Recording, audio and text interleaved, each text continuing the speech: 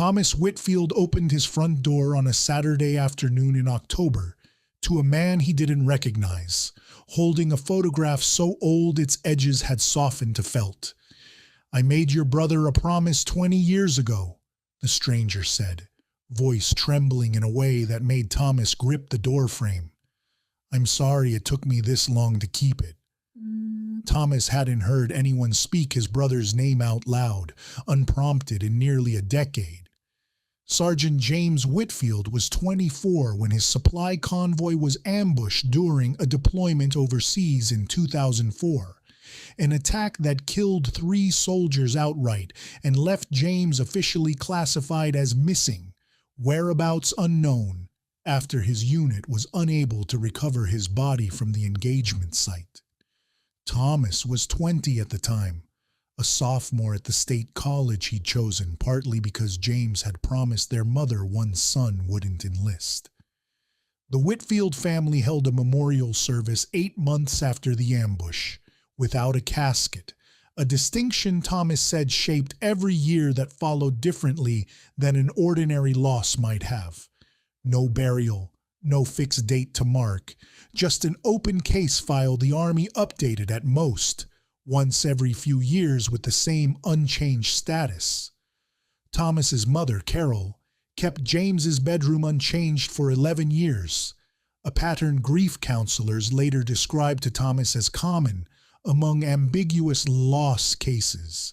Families denied the finality that allows conventional mourning to progress, caught instead in a suspended, permanently unresolved version of hope. The stranger introduced himself as Ray Delgado, 46, a fellow soldier in James's unit who had been wounded in the same ambush, evacuated with shrapnel injuries to his left leg and shoulder that ended his own military career within the year. Ray had spent the 2 decades since moving through 6 different states, rarely staying anywhere longer than 18 months. In the chaotic minutes before his own evacuation, Ray had been close enough to James to hear him speak. Not combat details, but a personal message intended for Thomas, delivered in the specific urgent shorthand people use when they suspect correctly that they may not get another chance to say it themselves. Ray didn't deliver the message when he returned home. He developed severe post-traumatic stress disorder, compounded by alcohol dependency he didn't begin treating until his late 30s, and carried a specific disabling guilt. He had survived an ambush James hadn't, and delivering James's final words felt, for years, like an obligation he was too broken to complete without falling apart entirely in front of a family he'd never met. 11 years earlier, Ray had actually driven to the Whitfield family's street, parked outside their house for nearly 40 minutes, and left without knocking. An incident Thomas would later realize matched a strange, unfamiliar car his mother had once mentioned noticing outside their house, a detail that had puzzled the family for years without explanation. Ray entered a structured VA recovery program at 43, achieving sustained sobriety for the first time in 14 months by the time he decided, with his therapist's support, that keeping his promise to James was no longer optional if he wanted his own recovery to mean anything beyond personal survival. Sitting with Thomas in the same living room James had grown up in, Ray finally delivered it. James had asked Ray, if anything happened, to tell Thomas that becoming a teacher instead of following him into the military wasn't a smaller life. It was, in James's exact remembered words, the version of brave that actually gets to stick around.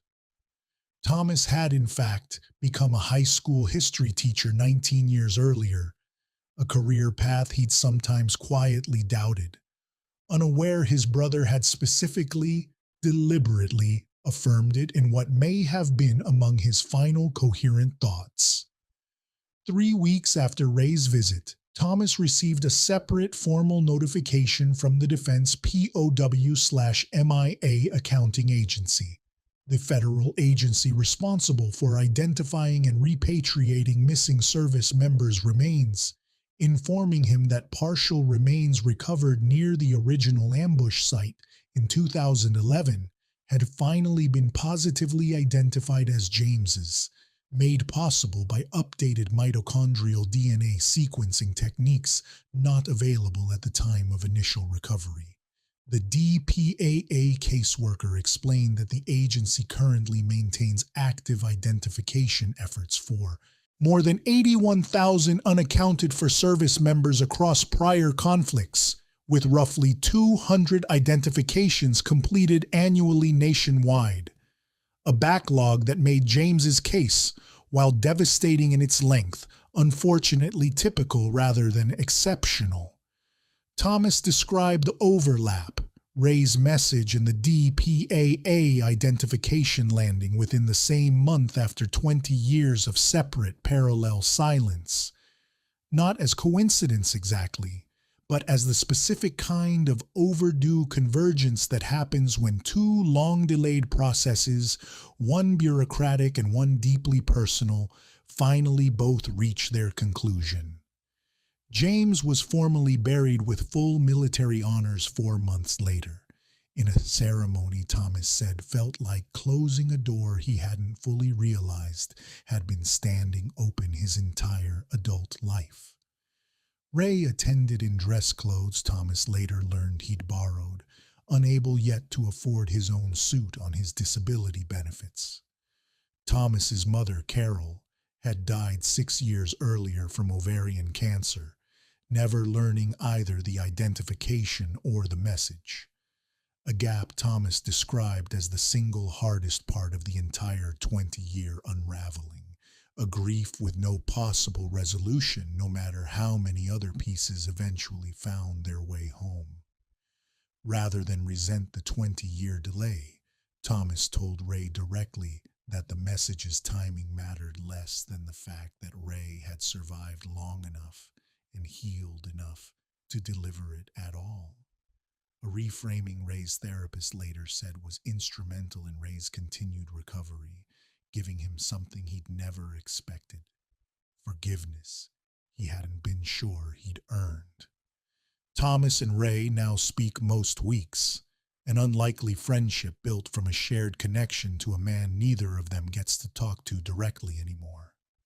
Ray moved to Thomas's town 8 months after that first visit, taking a maintenance position at Thomas's school district, a job Thomas helped connect him with. Thomas began volunteering with a regional support network for ambiguous lost military families, specifically those still awaiting identification or resolution on missing service members, using his own family's 20-year experience to help other families navigate a grief process. Most support systems, he found, weren't originally designed to accommodate. Working with the same nonprofit, Thomas testified before a state Veterans Affairs Committee 18 months after James's funeral, advocating for expanded state-level support for MIA and unaccounted for service members' families, citing DPAA's own published backlog data as evidence that families like his shouldn't have to wait 2 decades for basic answers without structured support in the meantime. Ray still talks, in therapy and occasionally with Thomas directly, about those 11 years earlier 40 minutes parked outside the house. Not as a failure exactly anymore, but as proof, he's come to believe, that some promises take exactly as long as a person needs to heal enough to actually keep them without breaking further in the process. James's family didn't get a body for 20 years, a message for 20 years, or a mother who lived to hear either. The lesson isn't that everything eventually arrives if you wait long enough. Plenty of families wait decades and receive nothing at all. It's that the things which do finally arrive, however late, however incomplete, are never worth less for having taken so long. A message kept imperfectly by a broken but healing man, and a name finally correctly attached to remains that had been waiting, nameless, for someone to keep looking.